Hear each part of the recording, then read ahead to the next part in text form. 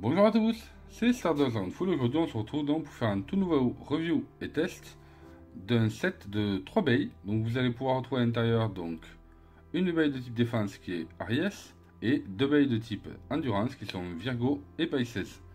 Donc comme vous pouvez voir, je n'ai pas de boîte.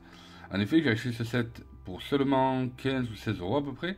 Et donc il était vendu sans la boîte. Et je me suis aussi aperçu qu'il n'y avait pas non plus le lanceur. Il y avait à l'intérieur donc un bel launcher jaune. Donc comme vous pouvez voir, il y a donc une notice des stickers, suivi donc de 3 hybrides wheels, c'est-à-dire qu'elles n'avaient ni de roue de fusion, ni d'anneau d'énergie, ni de roue de fusion. Tout était en une seule pièce. Et enfin vous allez pouvoir retrouver donc les axes de rotation et les points de performance, ainsi que 3 pièces de serrage. Donc on va tout de suite passer à l'ouverture. Donc voici les toupies déballées. Comme vous pouvez voir, on a donc en premier lieu la notice. On va donc pouvoir retrouver donc les 3 toupies avec les différentes pièces. Comme vous pouvez voir, il y avait un string launcher que je n'ai pas. Ensuite, vous pouvez retrouver donc l'emplacement des stickers sur chaque toupie, comment la monter, comment la mettre sur le lanceur et comment la lancer.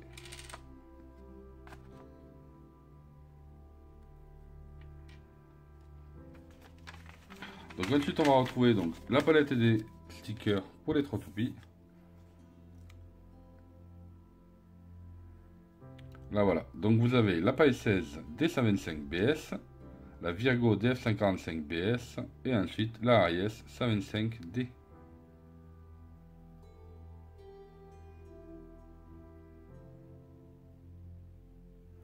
Donc je pense que je vais pas les mettre, je vais les garder telles quelles parce que je trouve que ces baies sont magnifiques sans les autocollants.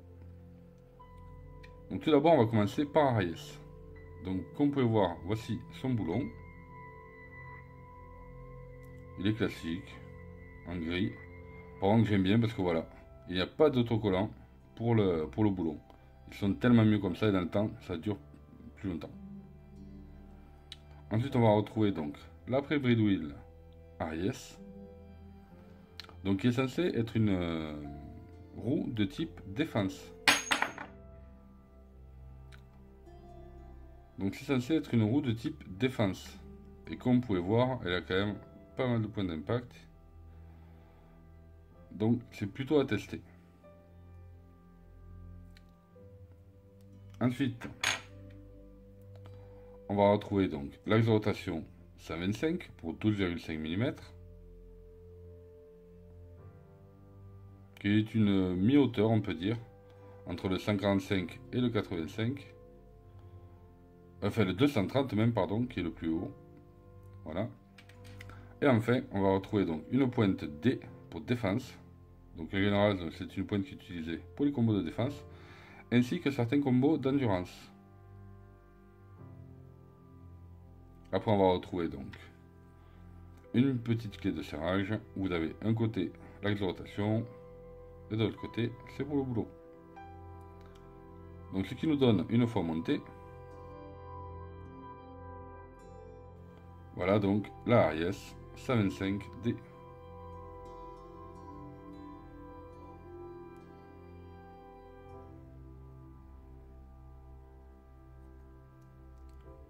Qui est plutôt jolie, on peut dire.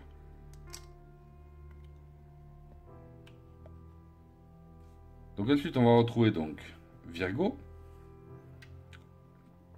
Allez donc son boulon. Qui est comme Aries. Pas besoin de sticker étant donné qu'il est déjà dessus. Donc en jaune. Alors voilà, ça c'était la roue qu'il me fallait absolument, étant donné que je l'avais pas du tout. La roue Virgo. Donc déjà comme vous pouvez voir, elle est un bon arrondi avec des bords assez lisses, donc qui vont permettre donc d'avoir une endurance excellente. Et puis j'aime beaucoup ce design. De plus, c'est mon signe astrologique, donc comment vous dire que ça va être l'une de mes toupies favorites. Donc ensuite, en axe de rotation, on va donc retrouver le DF 145. Donc 145 pour 14,5 mm. Et comme pour voir, on a des petites ailettes ici qui est censé normalement améliorer l'aérodynamisme. Mais dans les faits, c'est limité quand même. Et enfin, on a la pointe de performance BS pour Ball Sharp, si je dis pas de bêtises. Donc elle est arrondie avec une toute petite pointe. Voilà. Donc c'est une toupie qui nous donne une fois montée.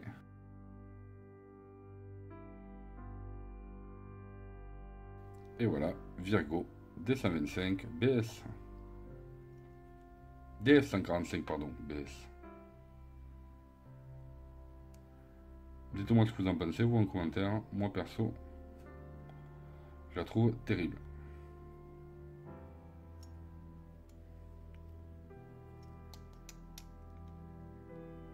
Et enfin, on va passer à paille 16. Donc son boulon, pareil, comme les deux autres, il est excellent. Donc un jaune assez vif par contre. Alors sa roue, pareil, je la trouve terrible. Dans ce sens-là, donc comme vous pouvez voir sur le boulon, c'est censé donc paille 16 être un requin. Là on voit bien les deux têtes de requin. Avec ici les ouïes de chaque côté. Pareil, elle est assez lisse sur leur bord, donc ça vous permettre d'avoir une très bonne endurance. Et elle a vraiment de la gueule, quoi, franchement.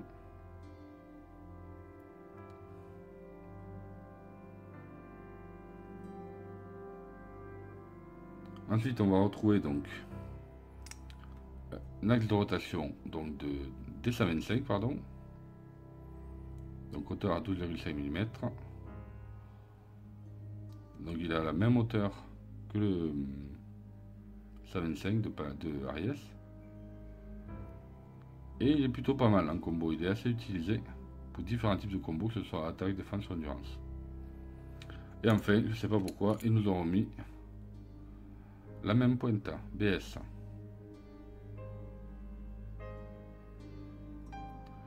Donc ce qui nous donne une fois monté. Et voilà, la paille 16 D125 BS. Elle est pas mal non plus, hein. Elle est pas mal du tout.